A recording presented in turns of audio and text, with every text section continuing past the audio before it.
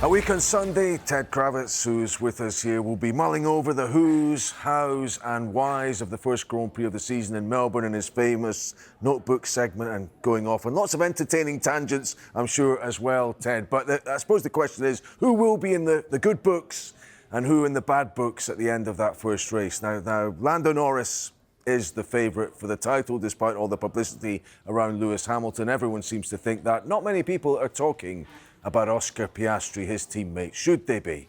I think they should, Craig. Oscar Piastri looks to be in great shape, and who would bet against him getting it right in qualifying at his home Grand Prix in Melbourne? He used to come to the circuit as a young boy and watch the likes of Michael Schumacher and Juan Pablo Montoya, even Lewis Hamilton in his earlier years at McLaren, compete around Albert Park. So Oscar Piastri will be well motivated. Lando Norris seems to have the edge of him slightly in terms of one lap speed from testing, but that is only testing. If I was Oscar Piastri, I'd be keeping something in my back pocket for my home race. He'll be well motivated, and that McLaren is quick. But don't count out Lewis Hamilton. He knows how to race around Albert Park. That's the crucial thing. You don't need to be on pole position around the Australian Grand Prix circuit to win the race. Hamilton showed at his very first race there in 2007 that you can come around the outside at turn one. He overtook his teammate Fernando Alonso at that race in the McLaren. There's no saying that even if he doesn't have the greatest of qualifyings, that Hamilton can't win the Australian Grand Prix. Yeah. Well, you have been Lewis Hamilton's shadow over the last few days, weeks, Ted. You're going to see him out in Milan again tomorrow, and we'll be speaking to you on Sky Sports News. How do you think his teammate, we're talking about Norris's teammate Piastri, how is Charles Leclerc dealing with what feels like an extended coronation of Lewis Hamilton as king of Maranello, of Ferrari? And how is he... Do you think there's confusion in his mind as to exactly what he faces with Hamilton as teammate? There is an unknown. Obviously, Charles Leclerc has seen Lewis Hamilton close up over the last couple of months. He's understood how he likes to drive the car. He's understood seemingly how Hamilton, who was saying that he still has to learn exactly how every little tool that he has at his disposal in terms of differential change or brake balance adjustment or how to start the car on the clutch, and things like that. That it's second nature to Leclerc, but Hamilton is still learning how Ferrari like to do those things in the car and the multitude of buttons they've got. If you could say that's a bit of an advantage on Leclerc's side, maybe, but also Leclerc would underestimate Hamilton's racecraft at his peril. He knows not to underestimate Lewis. Lewis is at his best on a Sunday afternoon, or a Sunday morning as it's going to be for us for the Australian Grand Prix.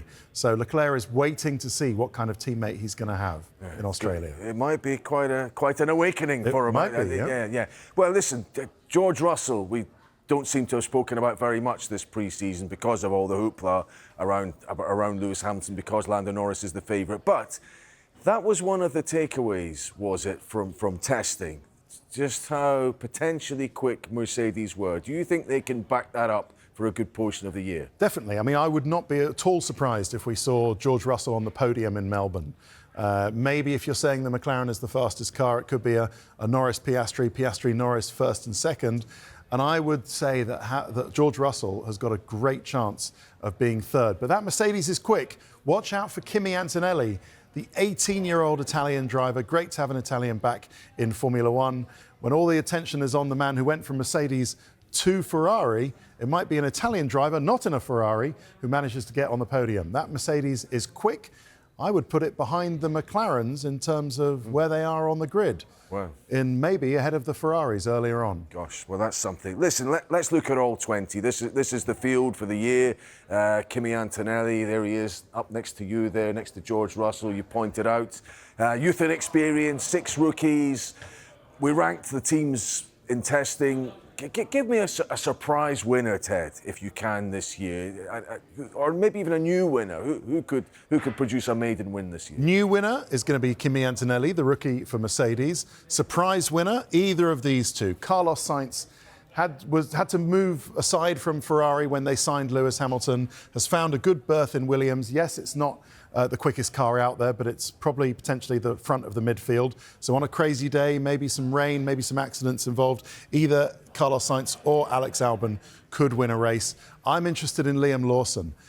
He's clearly going to be the number 2 to Max Verstappen. Max Verstappen is a great chance of winning a 5th Drivers' Championship with Red Bull, considering that they are going to make sure he scores the majority of the points for Red Bull Racing, whereas Ferrari, McLaren and Mercedes have to be equal, at least at first, between all of their drivers. Gosh, that would be tough on them if it works out that way. But, you know, you've got to have one focus for the Drivers' Championship, and Red Bull will make sure it's that man, Max Verstappen. So Lewis is 40. Naomi, I wish I was still 40, but never mind. But there are 6 rookies on the grid this year. They've got various levels of cars to navigate that first season. Who do you think will come out on top? I suppose Liam Lawson and Kimi Antonelli are the 2 that have the best equipment on paper. Yeah, look, I think if I would have to put my money on someone, it would probably be Liam Lawson. He's obviously had some time in the RB with, 11 races already. So under his belt, he's coming in with experience. So I think he would be the no-brainer to go behind in a Red Bull with some experience. I think Liam will do very well. But let's not count out Antonelli. Antonelli is obviously a driver who's coming in with a lot less experience, but seems to be the wonder kid that Mercedes are willing to take a gamble on. So let's watch his development throughout the year. I think he's got a lot of potential, but it might just take him a little bit longer to get up there. I also want to just highlight Bortoleto and Hadjar, who were fighting it out for the F2 title last season.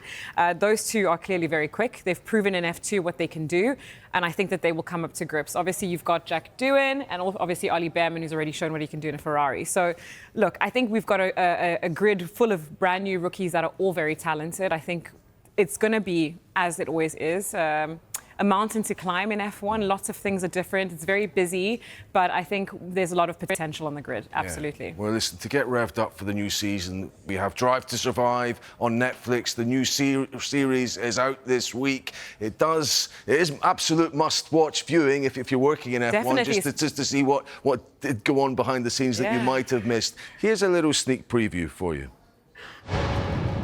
First race in Bahrain just 17 days away. It's been a busy winter and big news announced. How much of a milestone is today? You don't even need to tell me. I will have the responses. Thank you. Okay. Just want a hug.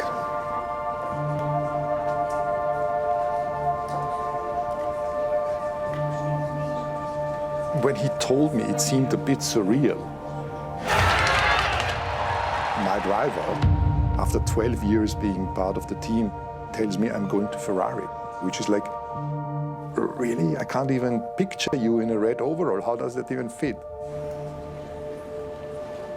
What came as a surprise was the timing. Why would he do that now?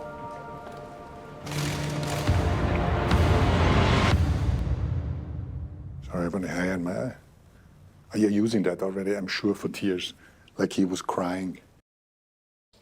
Oh, that was really. I think Toto wants a part of the new F1 movie. It's too late for that, obviously. That is coming out this year as well. I think it's in June. But, I mean, the real drama is on track, Naomi. And the biggest drama last year on track was Max Verstappen versus Lando Norris. I mean, really controversial incidents.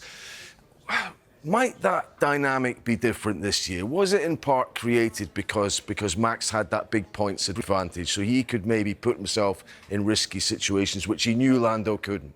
Yeah, totally. Lando was definitely the chaser in the situation. He had more to lose and essentially he couldn't take as big a risk because every point really counted for him to close that gap. Whereas Max came out the gates. Last year testing, we were talking about how rapid that Red Bull was yet again. He managed to build up that bit of a buffer, which this year doesn't seem like it's going to be the case. Coming out of testing, it feels like McLaren have a clear gap to the others. Of course, things can change in a couple of weeks. New parts might be put on cars, but coming out of testing, McLaren seem to have the upper hand, and therefore either we see them going head-to-head right from the beginning on an even playing field, or we just see that McLaren starting to build a gap while the others play catch-up. Yeah, there was a bit of controversy around British bias. That's what Max perceived. Perhaps the British media had against him and maybe in favour of Lando. Those incidents last year, were replayed and replayed over and over again.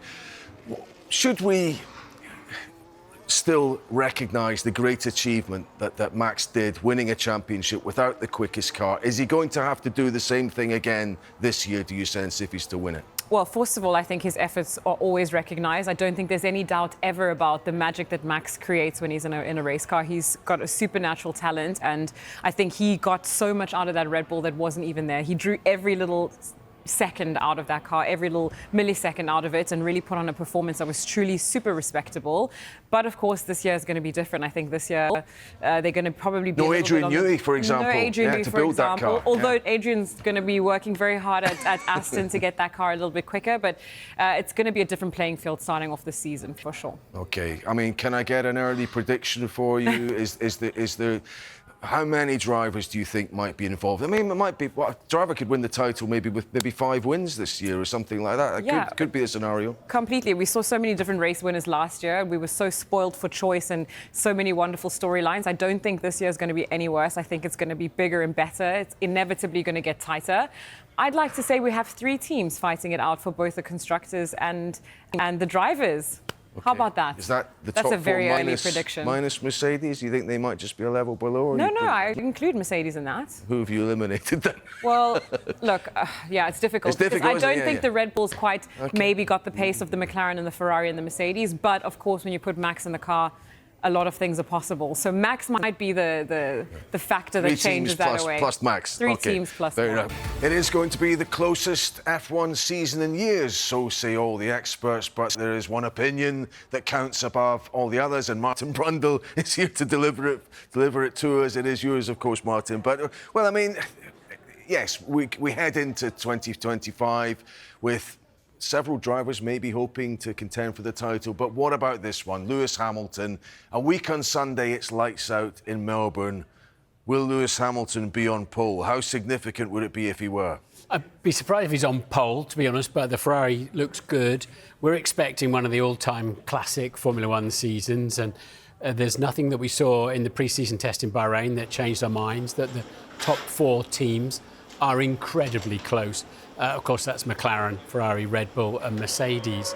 And I sense that Lewis, the old adage, a change is as good as a rest. And that's what he's had. And I think he's invigorated. I think he's energised. And if Ferrari can supply him with a race-winning car, multiple race-winning car, and indeed a championship car, then he's still very capable of taking those opportunities. People are concerned about his qualifying form because of last season. Does he need rough parity with Leclerc? Would that be enough for him to gain the upper hand in the team at least?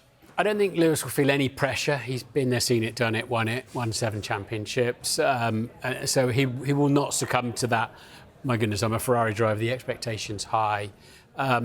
Leclerc's been there 6-7 years, knows where all the green buttons are, knows how to make things happen at Ferrari.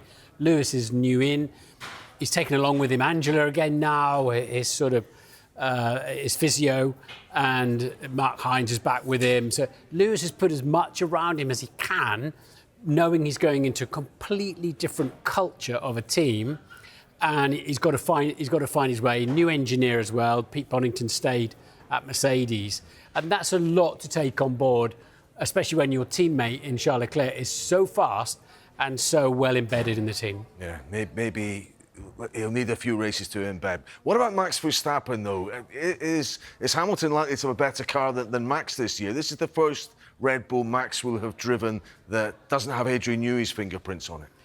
Well, we'll have to wait and see. It looked OK in Bahrain at the test. They were saying that they fixed a lot of last year's problems, but we also saw Max out on track, shaking his head once and spinning up the wheels. He was angry because the car went around on him. So I didn't sense it was exactly glued to the racetrack either, but they were pretty tricky conditions in that pre-season test. So we're expecting, for me, Max starts the season as the favourite because he'll be clear number 1 in that team. And Red Bull should have fixed it. And he's so fast, he's so good. He knows how to win multiple world championships. So does Lewis. His main rivals don't yet know how to win any Formula One world championships in Charles, Lando, George, for example, Oscar Piastri too. So I think Max should start the season. And whoever wins this year's world championship will win a blinding championship. Yeah. Will Max race the same way he raced last year? Do you expect any different, even if they have these directives changing the racing rules? despite the criticism he got for the incidents in Texas and Mexico against Lando? No, he'll race exactly the same. That's how he's hardwired. That's why he's a four-time world champion. We saw it against Lewis. We've seen it more recently against Lando. The more tense the championship gets, the more aggressive Max drives. And he's so clever. He's skillful enough to place the car. He knows the regulations inside out. And he's overly aggressive sometimes, but makes it work for him. Okay, well, yeah, this is the kind of thing we were talking about there. But I mean, that was very much in the public eye. Behind the scenes this week, we get to see the series Drive to Survive, which sometimes does shed a new light on some of the goings on behind the scenes. Let's have a little taster of that now. First race in Bahrain just 17 days away. It's been a busy winter and big news announced. How much of a milestone is today? You don't even need to tell me. I will have the responses. Thank you. Okay. Just want a hug.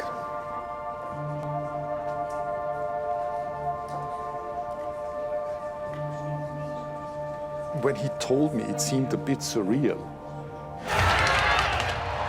My driver, after 12 years being part of the team, tells me I'm going to Ferrari, which is like, really? I can't even picture you in a red overall. How does that even fit? What came as a surprise was the timing. Why would he do that now?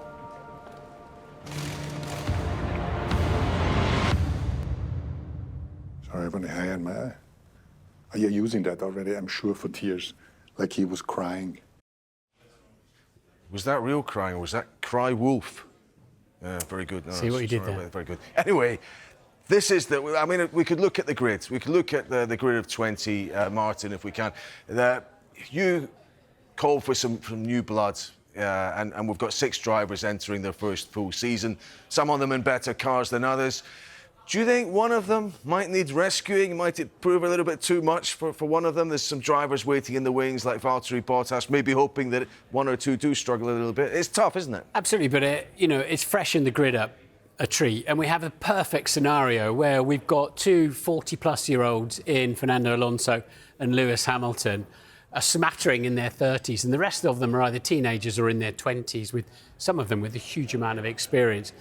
You've got the reference points in the 2 older guys and the young talent. It's a perfect balance. I love to see it. And we don't know how they're going to perform until they're in the spotlight. They might have a bad race or two. Can they recover that? Will they start crashing?